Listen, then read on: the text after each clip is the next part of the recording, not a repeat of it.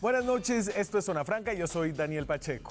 Para haber sido la figura más influyente del empresariado colombiano en el siglo XX, es increíble que no sea posible encontrar en internet una voz en video de Julio Mario Santo Domingo distinto al que les voy a mostrar en unos segundos. Y es difícil de creer que internet esté casi privada de la imagen audiovisual de Santo Domingo, no solamente porque fue una figura tan influyente como empresario e industrial, presente en la vida de prácticamente todos los colombianos que se tomaron una cerveza, comieron pasta o cogieron un avión o fueron al cine en el siglo pasado.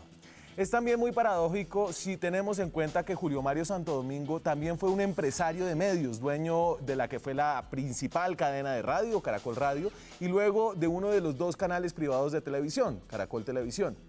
Esta ausencia habla de algo que es una tendencia en la vida pública colombiana, una timidez absoluta frente a los poderes económicos, una timidez en la falta de cubrimiento mediático, una timidez incluso en el lenguaje, que como si siguiéramos en la España feudal insiste en tratar a estos cacaos de dones, don Julio Mario, don Carlos Ardila Lure, don Luis Carlos Sarmiento Angulo.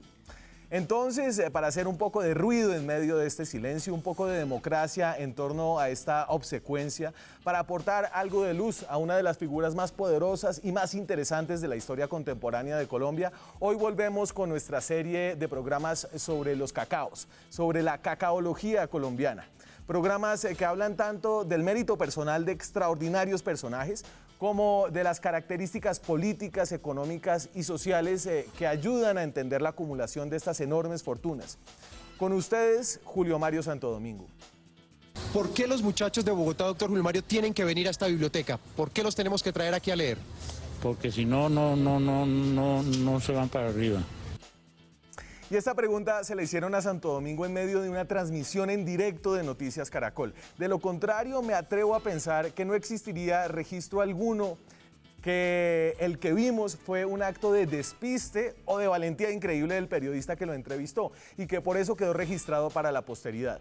Y aunque Santo Domingo está ahí ya viejo, no del todo ahí, queda lo que creo es parte de la esencia de este multimillonario colombiano, lo que lo separa de los demás. Santo Domingo fue un rico de mundo, de cultura, un hombre, sí, vinculado a las movidas de poder y de política locales que van de Barranquilla a Bogotá, pero sobre todo un hombre que tenía ambiciones globales. Y esto encierra otra paradoja, que el imperio del colombiano del jet set mundial haya nacido atado a lo colombiano, a la nación.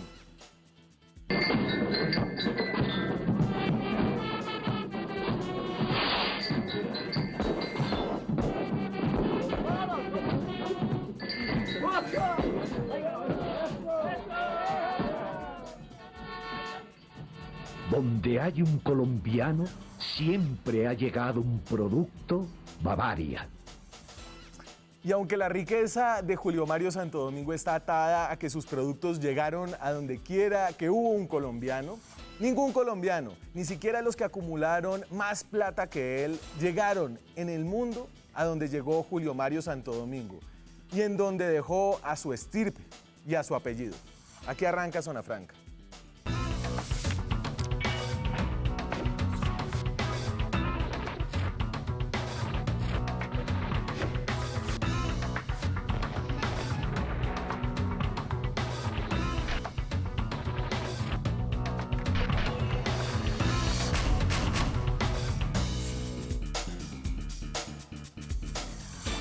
Y para hablar de Julio Mario Santo Domingo en esta serie de cacaología que hacemos aquí en Zona Franca, me acompañan esta noche Carlos Dávila, que es profesor emérito de la Universidad de los Andes, tiene un doctorado en Sociología de las Organizaciones de la Universidad de Northwestern y es uno de los, y usted me regañará por decirle historiador, pero uno de los pocos y mejores historiadores empresariales que hay en Colombia. Carlos, un placer tenerlo acá.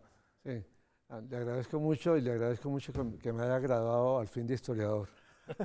No, pues si ya se graduó de doctor en Sociología de las Organizaciones, la historia. Ramón Jimeno es periodista, es experto en comunicaciones estratégicas y trabajó muchos años en la organización Santo Domingo. Conoció de primera mano al señor del que hablaremos hoy. Ramón, un placer tenerlo acá. Muchas gracias, Daniel. Carlos, un placer estar acá. Cuénteme un poquito cuál fue como su experiencia con el gran grupo.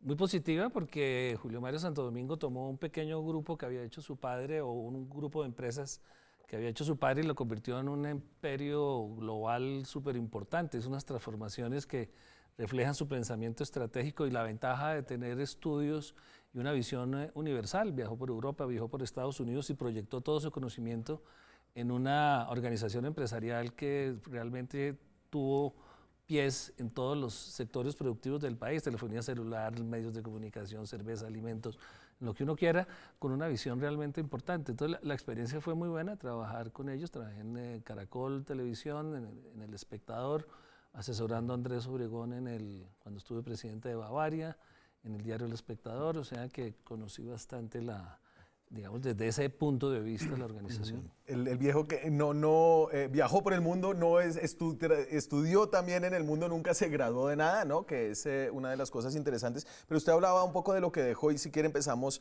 por el final. Y obviamente ya no se mide así, pero si uno cogiera las mediciones de la revista Forbes de la riqueza que dejó en sus herederos Julio Mario Santo Domingo, sería todavía el hombre más rico de Colombia, incluso más rico que los otros cacaos colombianos. Entonces aquí si uno junta a sus dos hijos, tres hijos, perdón, no, ahí están, dos hijos y los dos nietos, ¿cierto? Tatiana y Julio Mario III son hijos de Julio Mario Jr., el hijo de Julio Mario Santo Domingo que murió, y ahí están Alejandro y Andrés Santo Domingo. Ellos juntos tienen una fortuna de 13.200 millones de dólares, según el último cálculo que hace la revista Forbes, pero es plata que ya no cuenta aquí en Colombia, ¿cierto? Es plata que está por fuera. Si los comparamos con nuestros cacaos locales, está Carlos Sarmiento Angulo muy, digamos, por encima en el ámbito nacional, con 11.900 millones de dólares, y hay que tener en cuenta que su plata está en pesos, entonces va al vaivén de la devaluación. Jaime Gilinski, con 3.600, supera a Carlos Ardila Lule, que estaría en un cuarto lugar con 2.800 millones de dólares. Entonces, la herencia y, digamos, los logros, esto habla un poco de los logros de quién fue Julio Mario Santo Domingo, Carlos. Sí, claro. Claro, porque eso pues fue el resultado de toda una vida, pero la vida no comenzó con él. La vida comenzó con el papá. Sí, y arranquemos por ahí, ¿no? Entonces. Y me parece interesante en este mosaico de muy ricos colombianos, me parece muy interesante porque los otros, al menos dos de los otros cuatro ricos, no nacieron tan ricos, ni heredaron tanto. Carlos Sarmiento. Carlos Ardila Lule, sí, y Sarmiento Angulo no heredaron una fortuna tan grande como Santo Domingo. Santo Domingo heredó una fortuna de su padre, don Mario Santo Domingo, el fundador de Águila. O sea, nació rico, que es una diferencia abismal. Los otros dos personajes son importantísimos, seguramente en ese campeonato de millones y billones, de golpe lo suben o lo bajan, pero ellos dos experimentaron una cosa fascinante y poco común en Colombia, es que experimentaron movilidad social.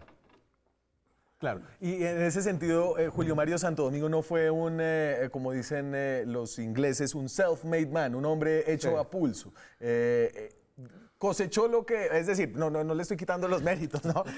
Pero pues lo pone en una categoría distinta que creo que vamos a ver cómo se desarrolla en el programa. Pues tuvo muchos vientos de cola, como se dice hoy, y es que pues, acceso a unos niveles educativos y a unos círculos sociales que con su cabeza le permitieron crecer la fortuna que heredó, que fue muy pequeña al lado de lo que entrega. Fue su padre, por ejemplo, tenía unas habilidades, don Mario, para los negocios también impresionantes.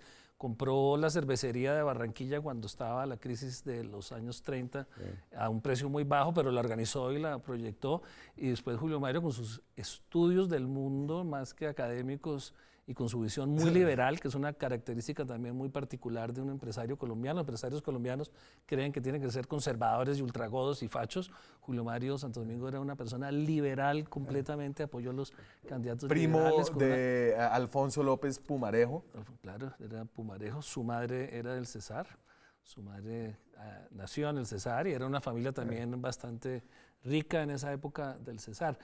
Pero el punto es que sí, como dice Carlos, era una fortuna, pero mucha gente la hereda y no la convierte, Acaba. sino Y la en polvo y despilfarra. acaba. Aquí no solo la hereda, la agranda, sino que educa a sus hijos. Alejandro Santo Domingo es la tercera generación, tiene una formación extraordinaria, hace negocios tan buenos como el de Sam Miller, convertir una fortuna local comprando cervecerías en la región para valorizar mucho más la cervecería propia y vendérsela a un precio muy bueno a Sam Miller y después a B&B. O sea, Alejandro Santo Domingo es la tercera generación exitosa, lo que muestra que sí se puede preparar a la gente para que mantenga el valor y lo crezca y no simplemente entregarles a ver qué hacen con la herencia. Gerardo Reyes, el periodista que ahora trabaja en la unidad investigativa de Univisión en Miami, escribe la biografía no autorizada de Julio Mario Santo Domingo y así describe la infancia y la juventud del magnate colombiano.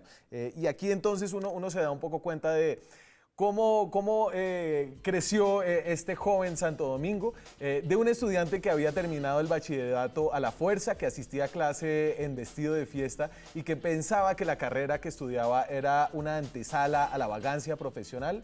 Era muy difícil esperar a que se graduase. En efecto, Julio Mario Santo Domingo nunca obtuvo un título profesional. Abandonó la carrera universitaria 2 años después de iniciada, regresó a Colombia a buscar un lugar en el imperio de su padre. Entonces estuvo en el gimnasio Moderno, lo echaron del Moderno aquí en Bogotá, después de llegar de Barranquilla. Se fue a un colegio en Massachusetts y terminó en uno de estos colegios de ricos internados de Massachusetts. Entró a la Universidad de Virginia, luego pasó por Penn State, de donde lo echaron, llegó a Georgetown y allá nunca terminó la carrera, pero sí hizo una cantidad de amigos importantes que serían definitivos a lo largo de su vida, como el hijo del embajador turco en ese momento en Washington, que luego fundó Atlantic Records, el sello que grabó a Led Zeppelin. Digamos que esa formación no es la que uno esperaría como de un protoempresario y el hombre más poderoso en el empresariado colombiano del siglo XX. No estoy de acuerdo. ¿Por qué no era? Porque es que para ser empresario no hay que estudiar, ni hay que sacar PhD. Los PhDs, los de los Andes, los que hay aquí, lo que hacen es que tienen que estudiar los empresarios. Y si uno estudia empresarios, que es lo que nosotros hemos hecho hace muchos años, uno aprende bastantes cosas. No a ser empresario. No, aprende que los empresarios que no depende que tengan título universitario, que sean ricos, ¿no es cierto? Obviamente hay contraejemplos, ¿no es cierto?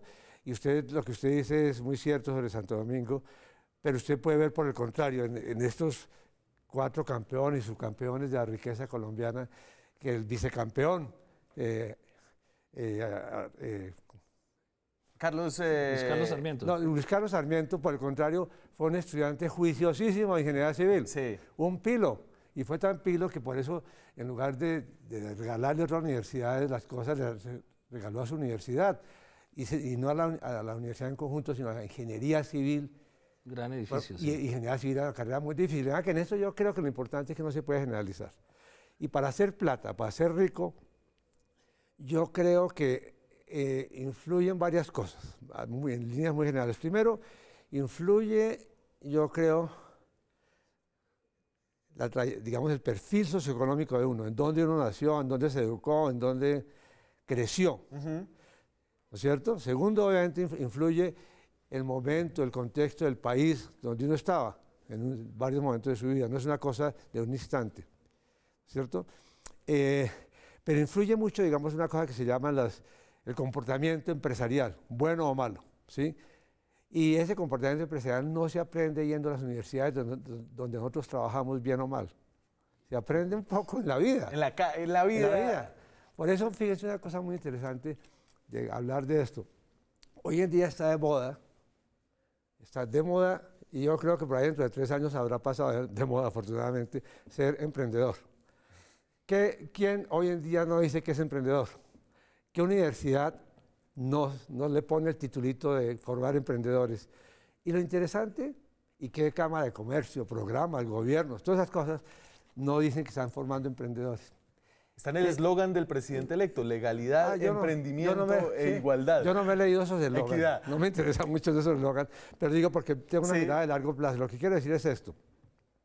Lo interesante de estos 4 o 5 campeones de la riqueza es que hay que estudiarlos y que si uno quiere promover, por ejemplo, el emprendimiento, este programa, aunque ustedes no se propongan, les puede servir para eso, porque uno parte de lo que aprende es cómo hizo esta gente para ser emprendedores tan sobresalientes, teniendo una u otra cuna, pobreza o riqueza, estudiando en el gimnasio moderno que no forma emprendedores, o estudiando en Exeter Academy, donde él estudió, donde únicamente estudia la élite de Estados Unidos.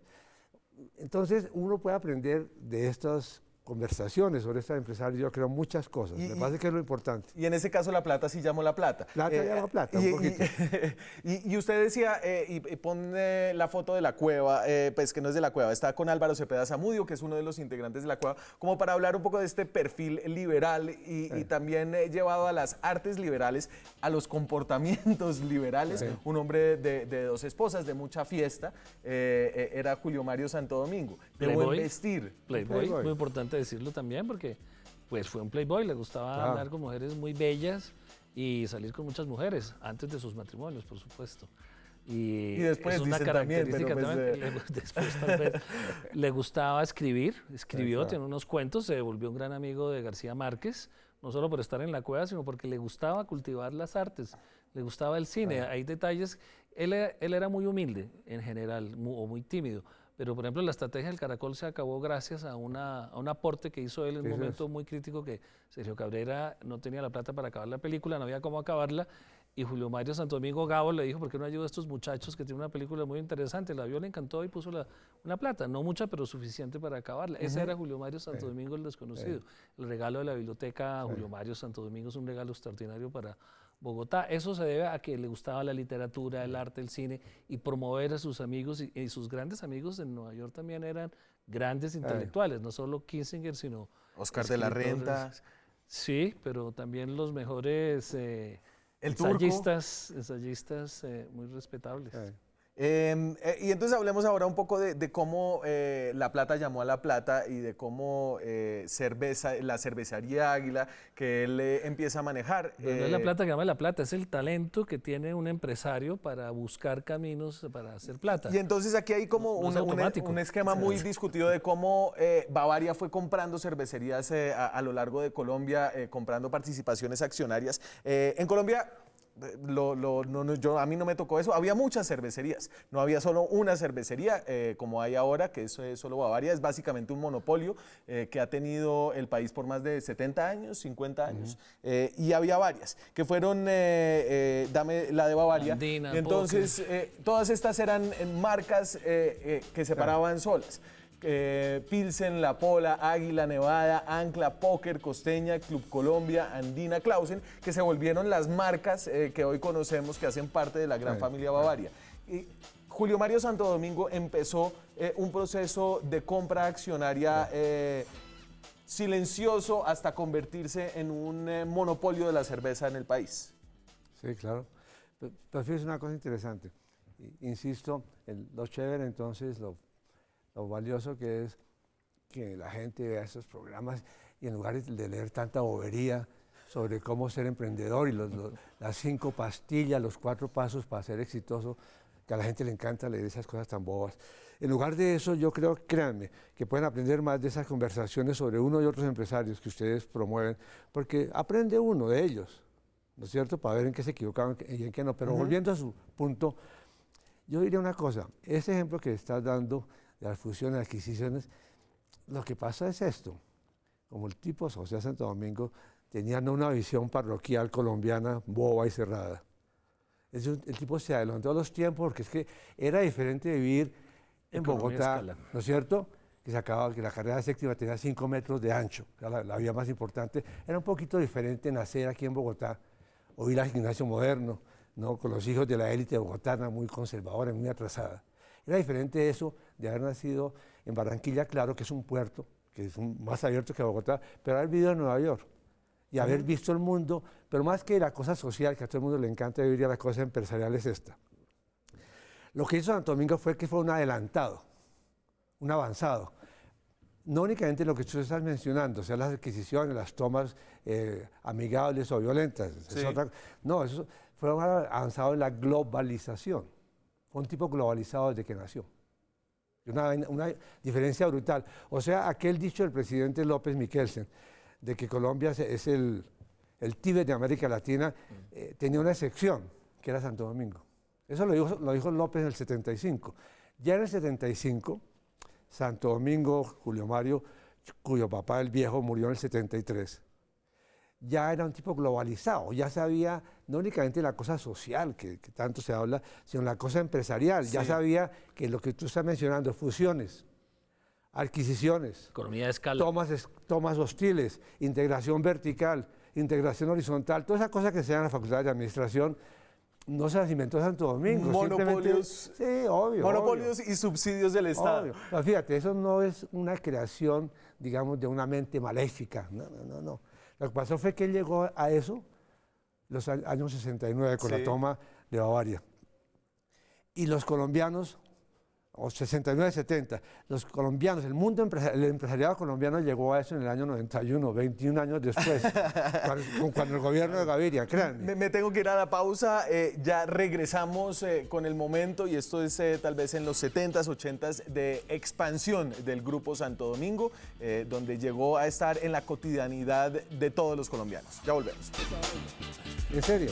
Seguimos en Zona Franca esta noche, volviendo a la cacaología, hablando del empresario, tal vez el más célebre, el más conocido de todo el siglo XX en la historia colombiana, Julio Mario Santo Domingo.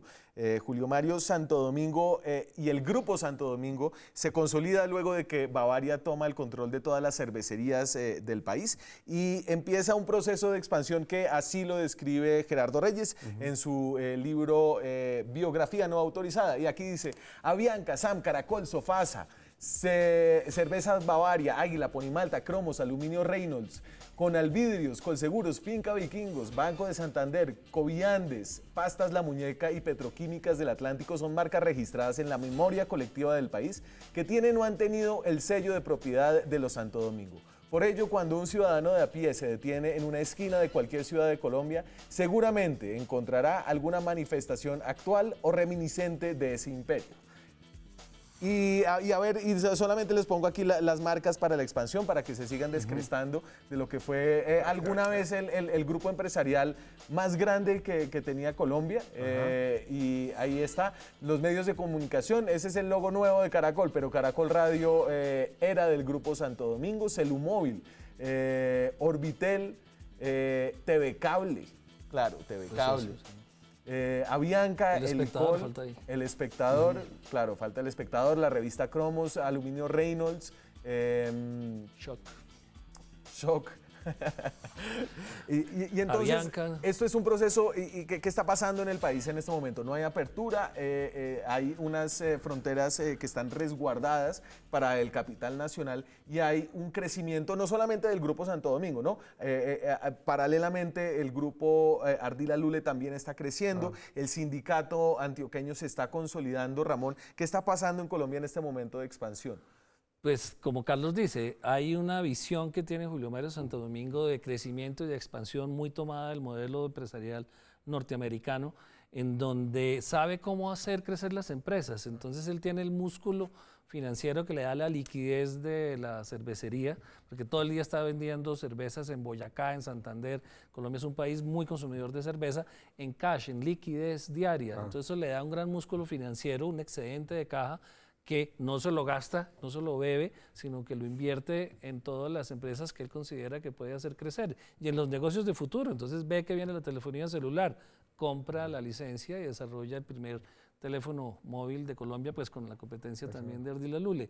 En los medios se vislumbra en los fines de los 70, 80 que los medios van a ser el gran negocio de fin de siglo. Entonces se mete en Caracol Televisión, se mete en El Espectador, en Cromos, hace todo el desarrollo de su negocio.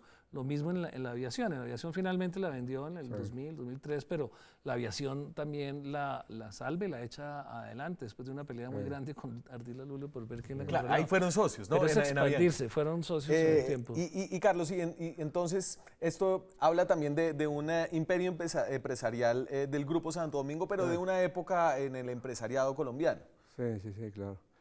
Sí, de una época en el empresariado colombiano. ¿De qué época?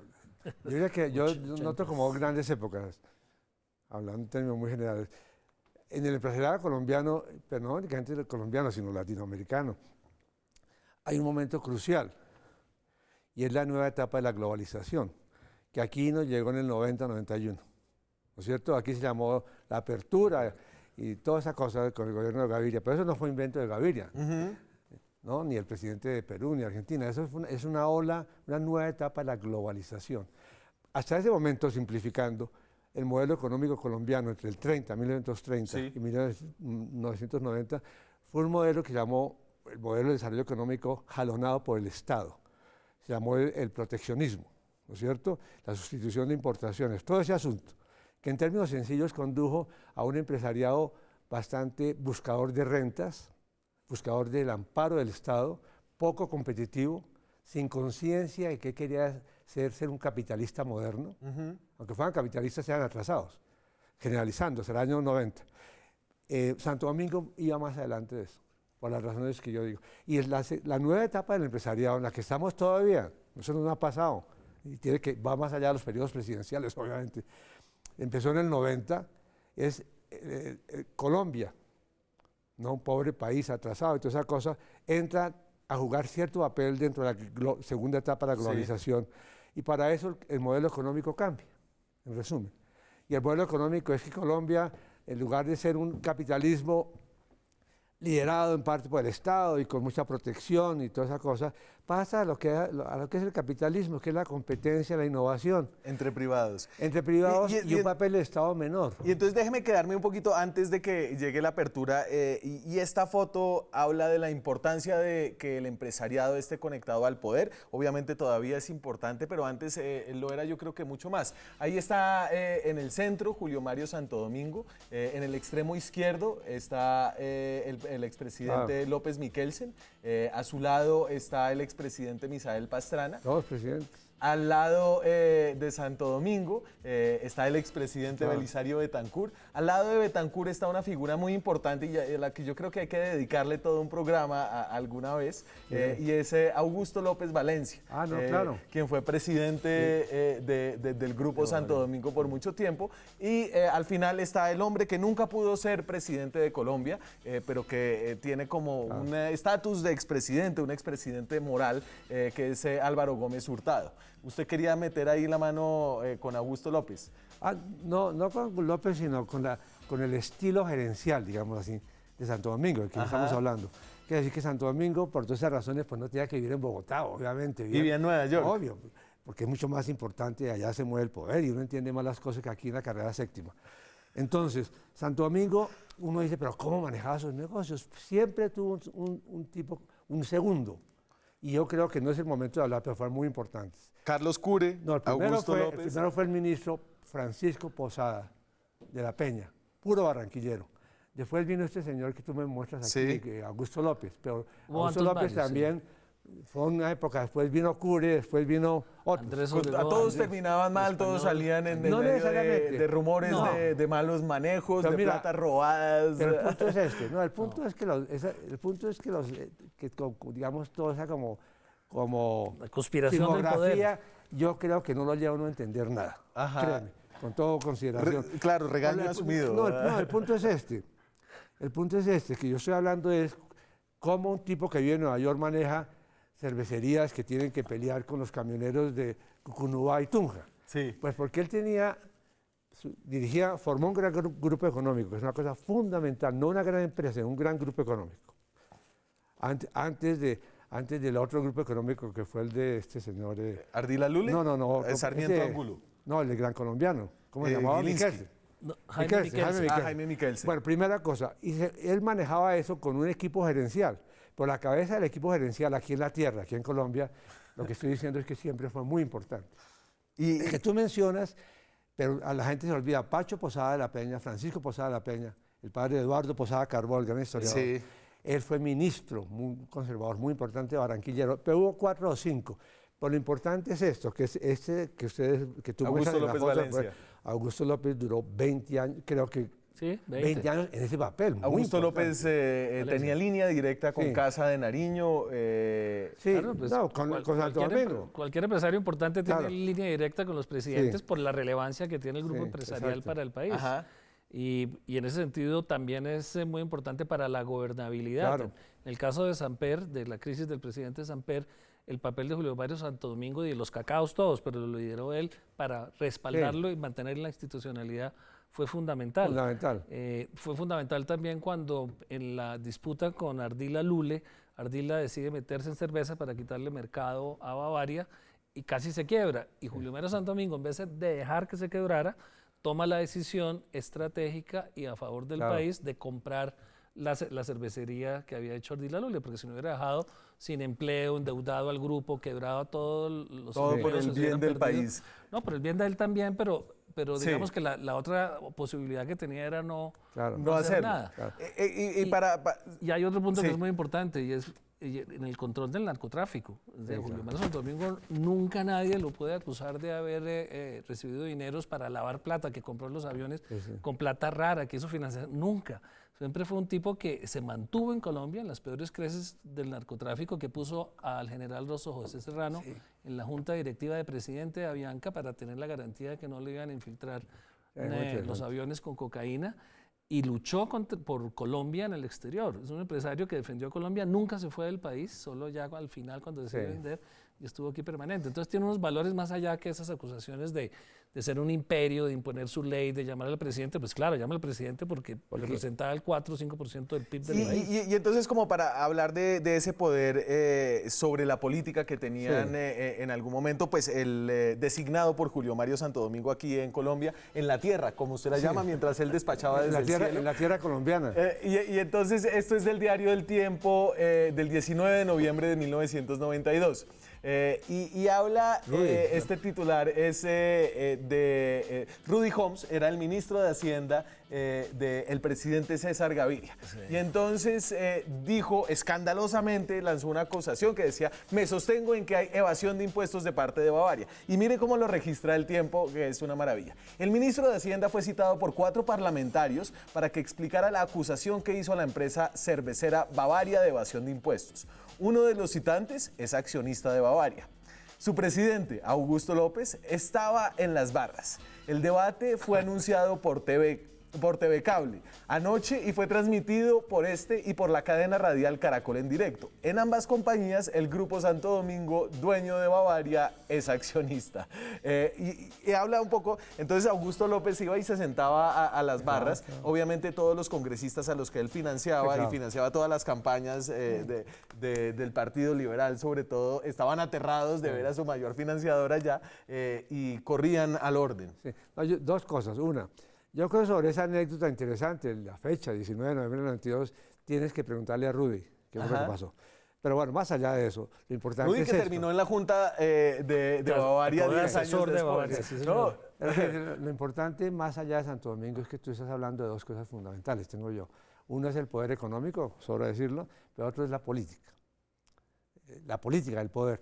Yo quiero hacer esa anotación también, que es fundamental, para que uno comprenda, en este caso, qué es lo que estamos tratando de comprender. El empresariado colombiano a la luz de 4 o 5 grandes empresarios. Eso es lo que estamos haciendo, ustedes en este programa. Pero fíjense, yo creo que lo que eso indica es esto. Para ser empresario exitoso hay que manejar capital financiero y otras cosas, capital social, tener redes, todas esas cosas. Pero hay que manejar otra cosa importante que se llama capital político. Y eso no es malo. Entonces no es un gran descubrimiento. No es ningún gran descubrimiento que Santo Domingo, pues obviamente estuvo cerca al poder y entendía el Estado, y más que los gobiernos, de paso, un otro presidente tenía claridad del papel del Estado y la necesidad de mantener buenas relaciones con el Estado. Pero fíjense una cosa, porque eso, pero los otros grupos económicos también, no ayer sino hoy, en esa campaña política, estoy seguro. Hay un cuestionamiento sobre si la representatividad del pueblo colombiano es representativa cuando hay una persona que controla a tantos de los representantes del pueblo. No, pues no es así de simplón. Sin duda que este señor, el designado en la tierra en esos años, tenía que ir, que era un gerente asalariado, además, muy importante. ¿Cuál es la diferencia entre Santo Domingo y él, o entre Ardila Lule y sus gerentes? Que unos son dueños y otros son gerentes asalariados. Posiblemente en 10 a las 7. Les pagan 10 a las 7 millones. Pues son asalariados. ¿Cuánto se les olvida? Lo recuerdan diciéndole chao. sacándonos del puesto. Pero eso no es una maldad de Santo Domingo ni de Ardila, esa es la lógica del sistema. Y dentro de esa lógica del sistema, si un empresario piensa que el Estado y la política son malos, está perdido. Porque lo que tiene que entender un empresario, y eso, la historia empresarial de Colombia, que ahí se le pone a mirar esos casos, lo que encuentra son formas diferentes de relacionarse con la política y el Estado. Y entonces, una de esas, y lo interrumpo porque me tengo que ir a una pausa, es la que sucedió en entre 1994 y 1998, durante la presidencia de Ernesto Samper, cuando el poder fue más vulnerable y necesitó más de la ayuda de estos poderes económicos. A cambio de eso, obtuvieron también grandes concesiones de televisión. Ya regresamos. Esta noche estamos haciendo cacaología colombiana. Julio Mario Santo Domingo. ¿Cómo lo recuerda la gente hoy, cerca de 7 años después de su muerte? Esto dijeron en la calle de Bogotá. ¿Usted sabe quién es el señor Julio Mario Santo Domingo? Sí, claro, el de dueño de Postobón, ¿no es? ¿Quién es Julio Mario Santo Domingo? El dueño del país, le dice la amiga. Sí, un empresario de este país, de los cacaos de este país. Uno de los más ricos de este país. El dueño de Bavaria y Andina y todas, uno de los empresarios de aquí en Colombia, los más ricos. No sé quién es. El dueño de Bavaria, el dueño de la biblioteca ya. Julio Mario Santo Domingo. Julio, no sé. No, monito. Ay, me suena, pero... Julio Mario Santo Domingo. No, ni idea. Julio Mario Santo Domingo no es uno de los más ricos y poderosos de Colombia. Sí, pero ya se murió. Era el dueño de Bavaria. ¿Le parece que el legado que ha dejado ha sido bueno o malo? Bueno, él ha tenido buenos programas a nivel social. Para mí malo. Pues es un empresario, sí genera empleo, pero siempre genera pues plusvalía para incrementar su patrimonio.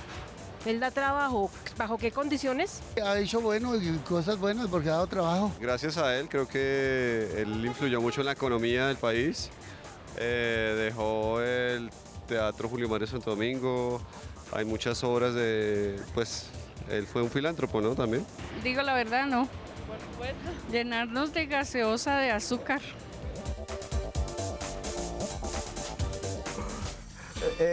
Y Julio Mario Santo Domingo y Carlos Ardila Lule eran casi una pareja, ¿no?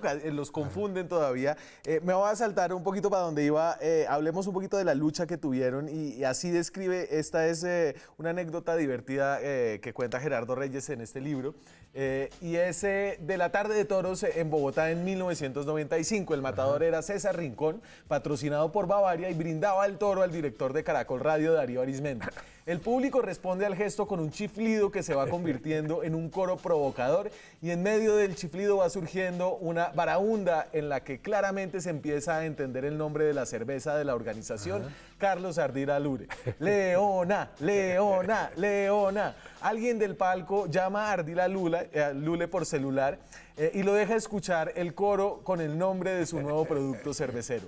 El empresario se emociona y anota en su memoria una victoria en su largo enfrentamiento con Julio Mario Santo Domingo. Enfrentamiento, y esta es una anécdota en la que se anota una pequeña victoria, Ardila Lule, que realmente termina perdiendo la pelea, pensaría uno. Pero la pelea no era contra Bavaria ni contra Julio Mario, sino era una rechifla contra Arizmendi. Pero tampoco era contra el personal. Lo que pasa es que en Colombia los medios nunca habían sido propiedad de los grupos económicos. Ajá. Y con esa visión de Julio Mario Santo Domingo, él decide que va a entrar al negocio de los medios y compra Caracol Televisión y compra Caracol Radio, o lo agranda. Y entonces los periodistas y la opinión pública considera que los periodistas que trabajábamos ahí, a mí me tocó también un poco esa crítica, éramos unos vendidos al Grupo Santo Domingo. Eran los enmermelados de los 80. Y le cayó todo el agua sucia a Darío Arizmendi particularmente, entonces lo chiflan a él porque es la cabeza del periodismo del Grupo Santo Domingo, no es contra la cervecería. Darío después superó eso y al contrario, pudimos hacer mucho mejor periodismo con un respaldo económico. O sea que Ramón, a Ramón está entre los chiflados. Claro, Ramón lo chiflaron con Arismendi. Cartas muy fuertes. Entonces ahora devolvámonos a lo de Ernesto Samper. Entonces Ernesto Samper, aquí está en una foto con Julio Mario Santo Domingo, está a punto de caerse. Y ahí está, ¿ese será Simón Gaviria o...? Ese es Daniel Samper. No. Ana Milena, por eso. Me dice aquí mi productor que ese es Daniel Samper. No, es una mujer. Ese es Ernesto Samper, el presidente, que la otra es una mujer. Que no es bueno, Daniel es mayor que Ernesto. Entonces, a cambio del apoyo que recibió de los grupos económicos, que incluyó del grupo Ardila Lule, el grupo Sarmiento también, y por supuesto el grupo Santo Domingo, en el gobierno de Ernesto Samper se concesionan el espectro electromagnético para los 2 canales privados de televisión, RCN y Caracol, los que teníamos hasta el año pasado cuando entra un tercer canal en señal abierta, que es el Canal 1. Y a ver, y usted cuente ahí algo porque usted sí le tocó eso de primera mano, Ramón. No, pues claro que hay una negociación. O sea, Julio Mario Santo Domingo tenía claro que necesitaba el poder regulador del Estado para que sus negocios funcionaran. Y la institucionalidad colombiana sigue siendo muy débil y era mucho más débil en esa época. Entonces, parte de la tarea de los empresarios era construir esa regulación. Colombia estaba en una crisis muy fuerte y en un desprestigio internacional por la guerra de los narcos, por el crecimiento de la guerrilla, y nadie quería invertir en Colombia. Entonces, cuando se abren las puertas, que era un proyecto que armó Gaviria, no Samper, para hacer los canales privados, pues no había nadie en el exterior que quisiera invertir porque era muy riesgoso para Colombia. Era una inversión en esa época de 300 o 400 millones de dólares, no me acuerdo, pero una cifra muy alta para el país. Entonces Julio Mario Santo Domingo y Ardila Lule, los dos dicen, invertimos, pero nos cambian las reglas, nos ponen unas reglas en donde podamos realmente tener la seguridad de que vamos a recuperar nuestra inversión. Y Samper y el Congreso cambian las reglas y las hacen más. Y la línea editorial se vuelve favorable a los intereses del gobierno, pues, o al menos no lo quieren tumbar a través de los medios. No lo querían tumbar ni Ardila Lule tampoco porque se destruía la institucionalidad. Es un salto al vacío. El empresario necesita estabilidad en las reglas de juego. Cuando tú tumbas un presidente, por eso era el miedo a Petro, cuando pones un presidente que no se sabe qué va a hacer, el capital se asusta. Entonces requieren seguridad y por eso lo respaldaron. Y me tengo que ir a la pausa, pero ya regresamos con lo que es el éxodo de esta fortuna, la tal vez evolución natural de una nueva generación de Santo Domingos que ya casi no habla el español, su primera lengua es el inglés y tiene otros intereses jet-seteros, monárquicos, globales. Ya volvemos. Seguimos en Zona Franca y entonces para esta última parte, que este es el éxodo un poco de la fortuna Santo Domingo, de los intereses de los Santo Domingo en Colombia, el éxodo parcial, todavía queda mucha cosa, pero no tanto como la que había. Este es el árbol genealógico de Julio Mario Santo Domingo y esto ayuda a entender un poco por qué se fue el interés para otro lado. Y entonces ahí tenemos a Julio Mario Santo Domingo y su primera esposa, que es, ¿cómo se? Braga, sí. Una socialité brasileña. Ultramillonaria también, tal vez más rico en esa época. Y entonces, ella más rica que él en esa época. El matrimonio Braga tiene a Julio Mario Santo Domingo Jr., que se casa con Vera Rechulski. Y entonces ahí tienen 2 hijos, que es Julio Mario Santo Domingo III, que es el nieto de Santo Domingo, y Tatiana Santo Domingo Casiraghi. Andrea Casiraghi, ayúdenme aquí con la farándula, muchachos, desde adentro. Casiraghi. ¿Que es quién? Es hijo de la princesa, sobrino del rey de Mónaco. Y la esposa de Julio Mario Santo Domingo III. Es de la nobleza inglesa. Una periodista argentina como de la descendiente de la nobleza. ¿De dónde? Todos son nobles en todo caso. Sí. Y entonces después Julio Mario Santo Domingo se casa con Beatrice Dávila. Y ahí tiene a sus 2 hijos, mucho menores que Julio Mario Santo Domingo Jr., ¿no? Alejandro Santo Domingo y Andrés Santo Domingo. Alejandro Santo Domingo casado con Charlotte Wesley y Andrés Santo Domingo con Lauren Santo Domingo. ¿Cuáles son las alcurnias de esos 2 matrimonios, muchachos? Ayúdenme. La corona inglesa. Charlotte es de la nobleza inglesa. Y Lauren es hija de un empresario muy rico de Estados Unidos. Alejandro Santo Domingo y Andrés Santo Domingo, que son los reales herederos, porque Julio Mario Santo Domingo Jr. Era más bien como díscolo, famoso por tener una colección de incunables, de primeras ediciones de Rimbaud, de escritores malditos, además de pipas para fumar todo tipo de cosas, como dice la revista Vice. Estos son la generación que decide, y aquí podemos poner la foto del negocio de SABMiller, sacar la plata, la plata grande, que era lo de Bavaria, con la venta a SABMiller, que es una cervecería sudafricana en ese momento. Y aquí hay un cambio un poco generacional, un cambio de interés. Sí, sin duda, pero yo creo que simplemente una nueva generación bien formada, todo lo que hemos dicho, pero además viendo cómo se hacen los negocios, ¿no es cierto? Ellos aprenden a hacer negocios, me imagino, hablando con el papá, que comían, desayunaban, lo que fuera, sí, que hablan de eso, vas escribiendo a universidades. Y lo interesante es esto.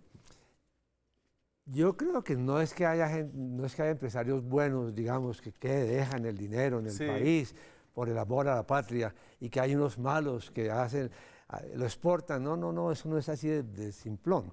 Lo que pasa es esto, es que el capital es internacional. La globalización lo que significa es que el capital no tiene fronteras. El capital, en dólares o en pesos o en euros, no tiene fronteras. Entonces, yo insisto, lo que pasó fue que Santo Domingo se adelantó a eso, y los higos obviamente se adelantaban a eso, y por eso hicieron esas grandes negociaciones.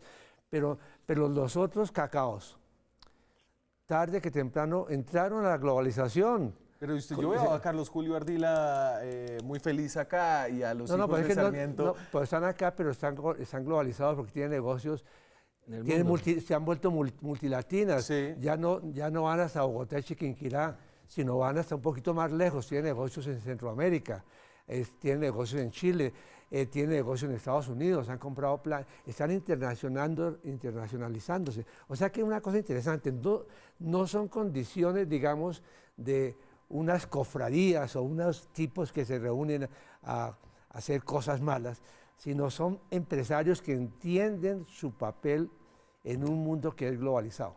Sí. Pero no es que sean malos los que únicamente invierten aquí en Bogotá y venden papas y chicharrón.